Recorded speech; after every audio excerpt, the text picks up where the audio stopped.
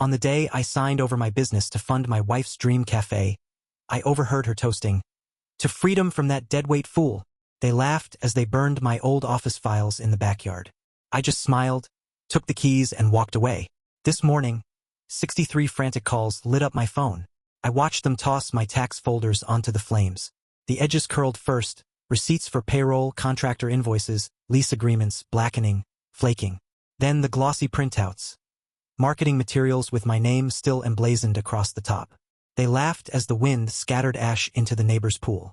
That was my retirement gift, apparently. I stood at the edge of the yard, 2 fingers looped through the cafe keys, listening to my wife, ex-wife, and her friends. "To freedom from that deadweight fool," she shouted, hoisting a champagne glass. They howled, screamed with laughter. Someone popped another bottle. Someone else, her brother, I think, grabbed a box marked "Personal, Do Not Discard," and dumped it straight onto the blaze. Photos, plaques, years. I didn't interrupt, didn't say a word. I just smiled, pocketed the keys, walked out the side gate, and drove away. You need the backstory? Fine. 6 years ago, I started a niche logistics firm. Long-haul specialty freight. Not glamorous, but profitable. I bootstrapped it. Late nights, ramen, a decade-old laptop in a rented warehouse office that smelled like mildew. By last year, I had 8 trucks, 12 employees, and a ledger that finally tipped green. But money isn't love, right? And love is what Marissa said she wanted. More than that, she wanted her dream. The cafe she'd talked about since our second date. Modern rustic meets French pâtisserie. She'd drawn the napkin sketches, shown me mood boards, listed her favorite roasters like other people recite scripture. And when my business finally turned a real profit, she pounced. "We're ready," she said, eyes wide, voice sweet. "It's time. You always promised." She was right. I had promised. In those broke nights when we split 1 can of soup, I'd said, "When we make it, you'll have your dream." So I cashed out my stake, sold the trucks, paid off the office lease early, liquidated inventory. Every cent, $312,000, went into Marissa's cafe. I even signed over the LLC so she could have creative control without worrying about liability. You know what she said when I handed her the keys? Not "thank you."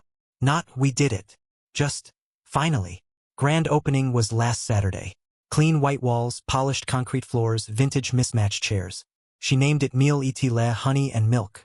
Instagram bait, top to bottom. I wasn't invited to the soft launch.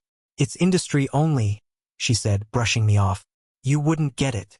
But I still showed up early that morning, just to walk through the space, to see what I'd built for her. She was already there, wearing this airy linen dress, hair curled, lips red, surrounded by her new team. A 20-something barista with neck tattoos, a manager who looked suspiciously like one of her old yoga friends, and 3 women from her wine club. None of them even glanced at me. That night, I got a text, "Don't come by during service. It'll confuse the vibe." Confuse the vibe of the business I sold my life to fund. The real fracture came 3 days later. I went back to collect the last of my office stuff. Just a battered filing cabinet and a few personal boxes. The backyard gate was ajar. That's when I heard them. Her voice, unmistakable. "To freedom from that deadweight fool." He finally gave me the keys. I thought I'd have to divorce him to get rid of the albatross. A chorus of laughter. Glasses clinked. "God, remember when he thought this was our dream?" One of her friends cackled. "Oh, he believed every word. Poor dumb puppy," her brother said. "He'll land on his feet. Maybe, if he stops crying." Then the fire started. That night I didn't call her. Didn't rage text. Didn't beg. I went home to the apartment I'd been renting behind her back. Because part of me had known. The tone shifts. The late nights. The sudden cafe mentor she kept texting after midnight. A man named Alec. Married. With a Tesla. I sat in that empty apartment, keys still in my pocket, and smiled. Because if there's one thing Marissa doesn't understand, it's paper trails. You see, I might have signed over the LLC, but I also handled every contract. The equipment leases, in my name. The supply agreements, personally guaranteed. The espresso machine, financed through a small business loan also under my name. And the building lease? Well, that's where it gets fun. The landlord didn't want to deal with Marissa directly. He liked me. We had beers together. So even though I sublet the space to her LLC, the primary leaseholder was still me. She burned my tax files, She didn't burn hers. And she certainly didn't read the fine print. I didn't sleep much that night. Too wired. I went over every document, every email. Then I sent 3 polite notices of default, 1 to the equipment lender, 1 to the coffee wholesaler, 1 to the landlord. Standard stuff. Non-payment triggers within 30 days. Then I drove past the cafe at 6 a.m. Lights on. New neon sign buzzing faintly. Marissa inside, laughing with Alec, his hand suspiciously low on her back. I didn't stop. I just drove home and waited. This morning, 6:32 a.m. Phone lit up like a slot machine. 63 missed calls. First Marissa. Then her brother. Then her lawyer, a buddy who once sold vape pens at the farmer's market. Then Alec. Then his wife. Apparently, when the equipment lender called to warn about repossession, Marissa flipped. Then the landlord emailed about the lease violations, including the sublets she wasn't allowed to do. Oh, and Alec's wife? She finally saw the texts, the photos, the receipts. The wolf pack is turning on itself. I haven't answered any calls. Just watching the implosion. Marissa finally texted. You can't do this to me. I'll ruin you. My reply? Check your contracts. I already did. I don't know how this ends. But for once, I'm not the fool holding the bill. And when the locks change next week, I'll be there. With the keys. Edit 1. For everyone Maying, yes, I have all the documents. No, she didn't have a lawyer review them. She was too busy manifesting. Edit 2. Alec's wife just emailed me. Subject line, let's compare notes. Oh, this is about to get spicy. Edit 3. Café's Yelp page is blowing up. Latest review, love the vibe, shame about the married owner and her boyfriend. 2 stars. Update 1. Didn't think I'd be back this fast. But when the health inspector shows up at your door asking questions about a business you technically still hold the lease on, well, you pay attention. Yeah, that happened. But let me rewind because the last 72 hours spiraled harder than I thought possible. After I posted the initial story, I stayed quiet.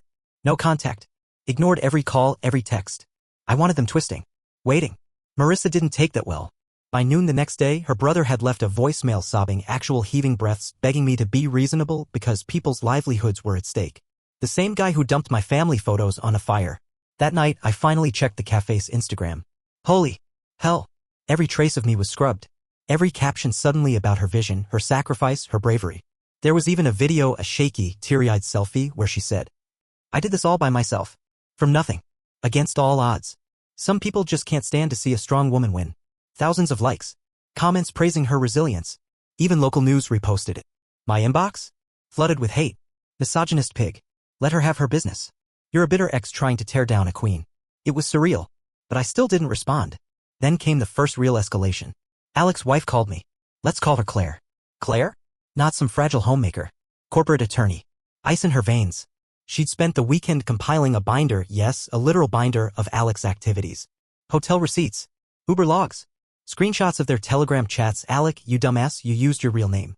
And more importantly, payments. Turns out Marissa wasn't just manifesting. She was funneling money, my money, through the cafe's dummy vendor accounts. Consulting fees to Alec's design firm, $4,000 here, $7,500 there. Claire traced it all.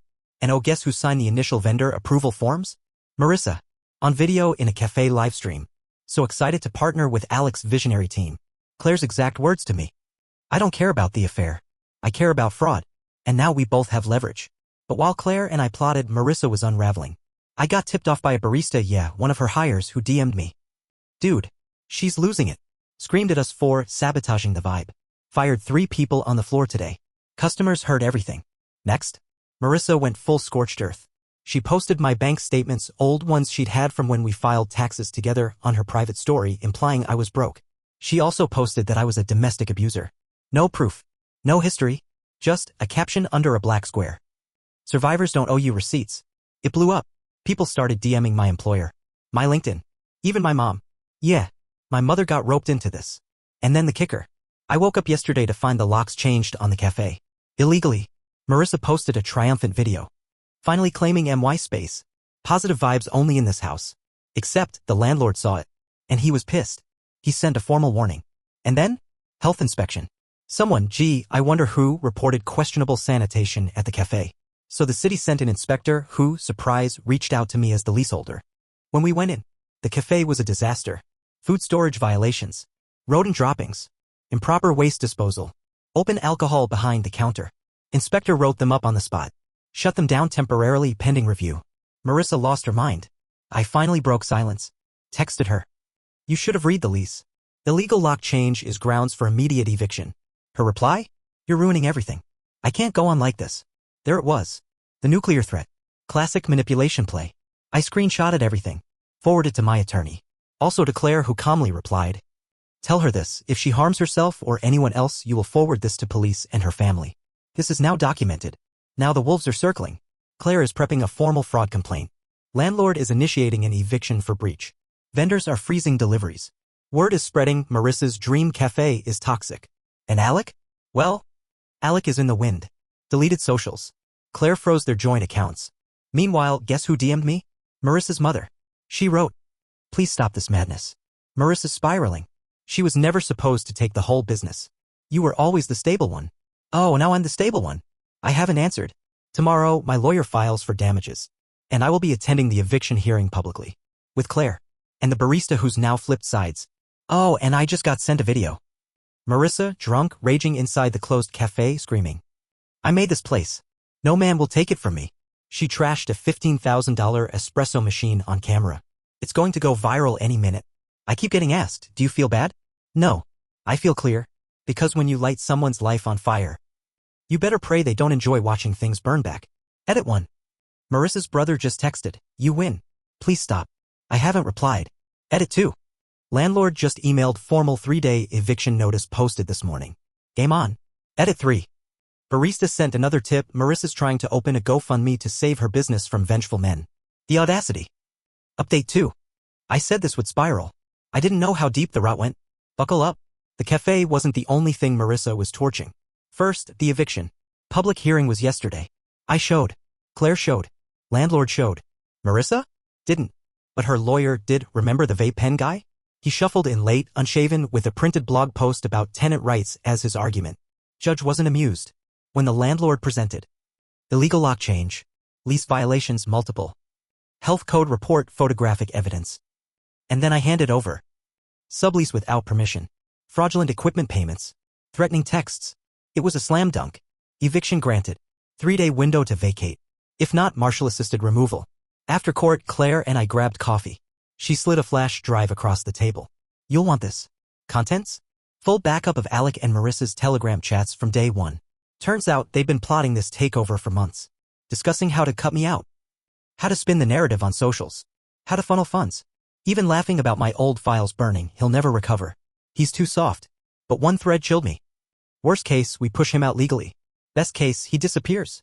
Maybe an incident. He's unreliable, maybe something will happen. They were planning to frame me if necessary. Meanwhile, the GoFundMe Marissa launched hit $9,000 in a day until commenters started posting receipts. Screenshots of her fraud. The health report. The eviction. GoFundMe suspended it. Marissa lost it. She posted 7 straight Instagram stories, crying, blaming me for ruining her life, accusing me of financial abuse, psychological torture, and misogynistic sabotage. Each story was worse than the last. One ended with, if I'm gone, you'll know who to blame. Classic preemptive setup. Claire advised me to file a restraining order preemptively. We're doing that Monday. Then came the hammer. The investors. See, Marissa hadn't just used my money. Turns out she'd quietly taken side money from a couple local angel investors, guys who frequent her wine club circles. Promised them equity in a business she didn't legally control. When they heard about the eviction, cue panic. One showed up at my apartment door, idiot move. Said, we put in $50,000. If this goes public, we go down too. Fix this. I laughed in his face. Gave him Claire's card. And then, because the universe has a dark sense of humor, guess who DM'd me? Alec. New burner account. Message. We should talk. We can both walk away from this clean. Walk away clean? After fraud, manipulation, character assassination, and plotting to frame me? I screenshot it. Sent to Claire. Her reply. Let him hang himself. Don't engage. But here's where it gets truly sick. Barista friend, let's call her Maya, texts me late last night. You need to see this. Before it disappears. She'd been added to a private Signal group Marissa created called #ReclaimMyDream. Guess what was inside? A manifesto accusing me of years of abuse, all fabricated. A plan to stage a protest at the cafe on eviction day, complete with signs, hashtags, media invites. A list of targets, people to harass online. I was first. Landlord second. Claire third. Maya pulled the whole chat log and sent it over. We're forwarding it to police Monday too. Current status. Eviction posted. Cafe must be cleared in 48 hours. Equipment lender repossessing machines Monday. Health Department fines pending. Fraud case building. Claire's filing both civil and criminal complaints. Restraining order in motion. And Marissa? I heard through Maya that she's now sleeping in the cafe. Like a squatter. Says it's her sacred space. Refusing to leave. Today she posted.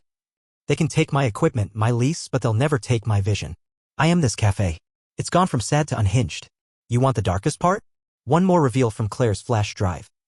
A hidden bank account. Set up by Marissa. Opened using cafe funds. Balance? $47,900. She'd been siphoning cash since month 1.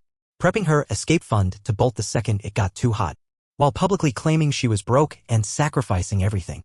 So here we are. Final 48-hour countdown. Next week, cafe locks change. Marshall involved if necessary. Claire's preparing a public statement with evidence.